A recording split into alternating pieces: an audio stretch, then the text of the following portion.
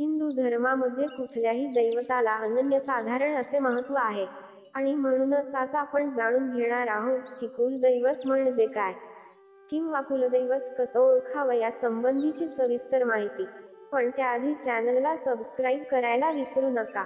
मंडळी, शास्त्र असं म्हणतं की कुलदेवतांचे स्थान निरंतर आपल्या जवळ असावे आणि ज्या प्रकारे आपण आपल्या घरातील वडीलधाऱ्या मंडळींची सेवा करतो, त्याच प्रकारे आपल्या हातून कुलदैवताची सेवा आणि मानसन्मान केला जावा.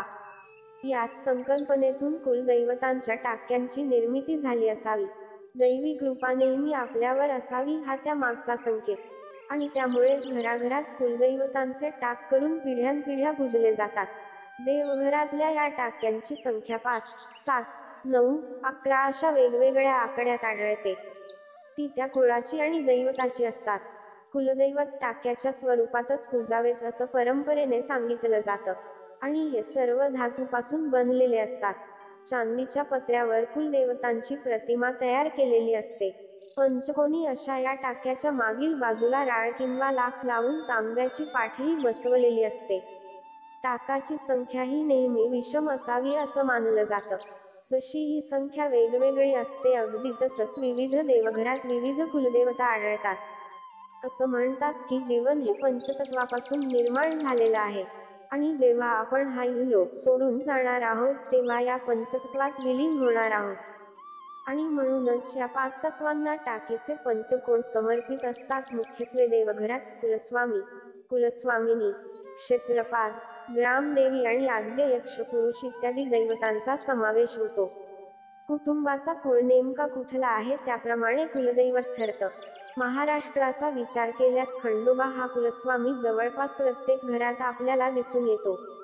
महालक्ष्मी, रेणुकामाता किंवा सप्तशृंगी किंवा आई भवानी अशा वेगवेगळ्या कुलस्वामिनी आपल्याला विभागून दिसून येतात. मरीआई, लक्ष्मी आई, काळी आई, जनाई, यमाई, बोलाई अशा अनेक नावांनी ही देवता ओळखल्या जातात. अनेक कुळामधून यांनाही पूजलं जातं. ज्योतिबा, रवळनाथ, वीर, बापदेव असे अनेक पुरुष देवही घरातल्या आपल्या लोकांमध्ये असतात. महाराष्ट्रात काही परिवार असे आहेत जे आपल्या पूर्वजांना टाक म्हणून देवघरात ठेवतात. वेडा, वेताळ, मुंजा अशा लोकप्रचलित दैवतांना देखील काही कुळामध्ये देवघरात स्थान मिळते. एकंदर तुमचं कुळ, निवासाचा परिसर आणि कुळाचा उगम स्थान या सर्व घटकांचा परिणाम घरातल्या दातांच्या रचनेवर होतो. आपल्या कुळाचा, घरचा देव, घराची कुळ, धर्माची आणि परंपरांची माहिती प्रत्येक परिवाराला असणे गरजेचे आहे. जर आपल्या देवघरातील टाक हे खंडित किंवा भग्न किंवा देवघर अपूर्ण असतील तर ही दैवत पूजेसाठी निषिद्ध मानली जातात. परंपरेनुसार आपले घर परिपूर्ण असावे आणि टाक योग्य संख्येत असावे आणि एकाच देवतेच्या अनेक प्रतिमा नसाव्यात. आता आपण जाणून घेऊया या टाक्यांच्या बाबतीत. बनशंकरी किंवा गणेश देवी, 8 हात असलेली, समोरून सिंहासनावर बसलेली ही देवी. काळूबाई बद्दल सांगायचं झालं तर फक्त मुखवटा आणि मोठा गजरा घातलेला. अन्नपूर्णा म्हणजे हातात फळी असलेली देवी. महिषासुर मर्दनी म्हणजे 8 हात असणाऱ्या रूपातील रेणुकामाता म्हणजे मुखवटा किंवा तांदळा.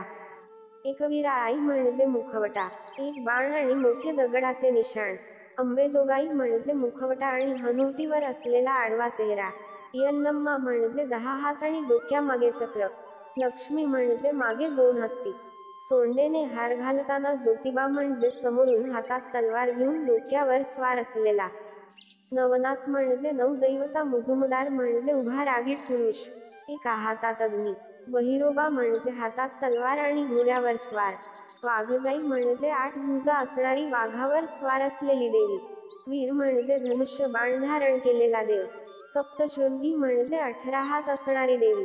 अजूनही अनेक देवता आमच्याकडून सुटल्या असण्याची शक्यता आहे. कमेंट करून आम्हाला सांगा की तुमच्या घरात कुठल्या प्रकारचे टाक आहेत आणि त्यांच्यावर कुठल्या कुठल्या प्रकारचे निशाण आहेत. पण या दातांची निगा कशी घ्यावी हे सुद्धा आता आपण जाणून घेऊया. देवघरातल्या टाक रोज पाण्याने धुतल्यावर स्वच्छ सुती कपड्याने कोरडे करावेत. गंध अक्षता वाहताना कोरड्या वाहाव्यात आणि ओला गंधही लावू नये. दूध, दही इत्यादींनी पूजा केली असल्यास त्यांना व्यवस्थित धुवावा. तेलकटपणा राहू देऊ नये. बाजारातील केमिकल अथवा साबणाचा वापर टाळावा. चिंच, लिंबू या नैसर्गिक गोष्टींचा वापर करावा. देवघरातला दिवा टाकापासून थोडा दूर असावा. टाक हाताळताना ते खाली पडू देऊ नयेत आणि सर्वात महत्त्वाचं आपल्या घरातले टाक तपासून पाहावेत. जर एखाद्या टाकात पाणी मुरत असेल तर तो टाक लवकरात लवकर बदलून घ्यावा. टाक्याच्या रूपाने असणाऱ्या देवता खूप महत्त्वपूर्ण आहेत आणि त्यांची काळजी घ्यावी. त्यानुसार त्या देवता अनुकूल किंवा प्रतिकूल फळ देत असतात. आता वळूया या महत्त्वाच्या प्रश्नाकडे. कुलदेवता ठाऊक नसल्यास काय करावे? कुलदेवता ठाऊक नसेल तर एका मंत्राचा जप करावा. कोणता आहे तो मंत्र सांगते. या मंत्राचा नियमित जप केल्याने कुलदेवताबद्दल माहिती सांगणारा कोणीतरी भेटतं असं म्हटलं जातं. मंत्र असा आहे: श्री कुलदेवताय नमः. या मंत्राचा नियमित जप केला असता कुलदेवताविषयी माहिती मिळते असा विश्वास आहे. श्री कुलदेवता नमः हा जप देवतेच्या तारक तत्वाशी संबंधित असल्याने कुलदेवता या शब्दातील देव हे अक्षर उच्चारताना थोडेसे लावावे.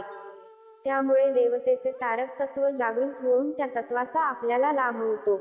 मग नक्की या मंत्राचा जप कसा करायचा? श्री कुलदेवता येथील महा श्री कुलदेवता यांना महा या प्रकारे या मंत्राचा जप करायचा आहे. ब्रह्मांडात असलेली सर्व तत्व पिंडात आली की साधना पूर्ण होते.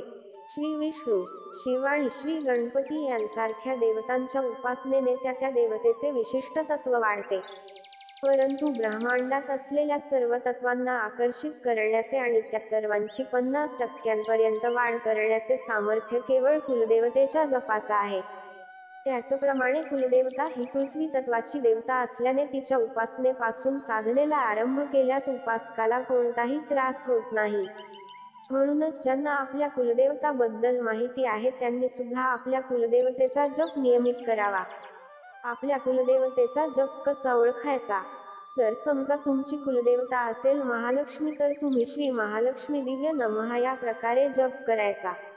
म्हणजेच तुमची जी कुठली कुलदेवता असेल तिचे नाव, त्या नामाच्या आधी तुम्हाला श्री लावायचे आहे आणि त्या नावामध्ये दिव्य हा शब्द लावून नमः या प्रकारे तुमच्या कुलदेवतेचा मंत्र तयार होतो. आणि या मंत्राचा जप तुम्हाला नियमित करायचा आहे. आता काही घरांमध्ये कुलदेव आणि कुलदेवी असे दोन्ही असतात. अशा वेळी कुलदेवतेच्या नामाचा जप नियमित केला तरी चालतो. मंडळी, अशाच प्रकारच्या माहितीपूर्ण व्हिडिओसाठी आमच्या चॅनलला सबस्क्राईब करा आणि बेल आयकॉनवर सुद्धा क्लिक करा. म्हणजे आमच्या नवनवीन व्हिडिओचे नोटिफिकेशन तुम्हाला मिळत राहील. धन्यवाद.